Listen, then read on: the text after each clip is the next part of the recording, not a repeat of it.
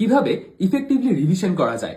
এই শেষ সময়ে এসে যে যত ভালোভাবে রিভিশন করতে পারবে তার রেজাল্ট ততই ভালো হবে।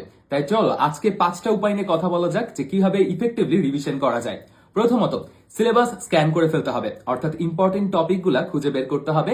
প্রথম কয়েকটা দিন পুরোটা সিলেবাস ভালোভাবে একবার চোখ বুলিয়ে নাও এবং কঠিন টপিকগুলো খুঁজে বের করে সেগুলোতে ফোকাস করো। দ্বিতীয়ত, বিগত বছরের প্রশ্ন অ্যানালাইসিস করতে হবে।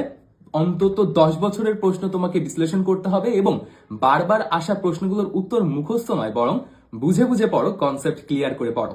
তৃতীয়ত, 2-2-1 টেকনিক, অর্থাৎ প্রতিদিন 2টা কঠিন, 2টা মাঝারি এবং একটা সহজ টপিক বাছাই করে রিভিশন করো, যেন তুমি ব্যালেন্স করতে পারো সবকিছু এবং এতে ব্যালেন্সও থাকলো, চাপও কম থাকলো এবং রিভিশনটাও ইফেক্টিভ হলো।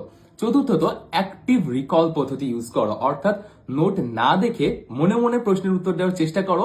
এতে তোমার স্মৃতিতে সেই প্রশ্নের উত্তরটা গেঁথে থাকবে এবং যেটা তোমাকে পরবর্তীতে তোমার মেইন এক্সামে অনেক হেল্প করবে। এবং লাস্টলি, লাস্ট কয়েকটা দিন ফুল মক টেস্টের উপরে চলে যাও, অর্থাৎ প্রচুর পরিমাণে মডেল টেস্ট দাও এবং নিজের বাসাতে পরীক্ষার একটা পরিবেশ সৃষ্টি করো এবং সময় ধরে লিখে লিখে প্র্যাকটিস করো। স্পিড এবং কনফিডেন্স যেন তোমার বৃদ্ধি পায়। এই কয়েকটা স্ট্র্যাটেজি যদি তুমি মাথায় রাখো এবং সঠিকভাবে কঠোর পরিশ্রম করতে পারো, তাহলে তুমি অবশ্যই তোমার কাঙ্ক্ষিত ফলাফল অর্জন করতে পারবে। তাই এখনই শুরু করো, আর দেরি নয়, তোমার সময় এখনই। শুভকামনা তোমাদের জন্য।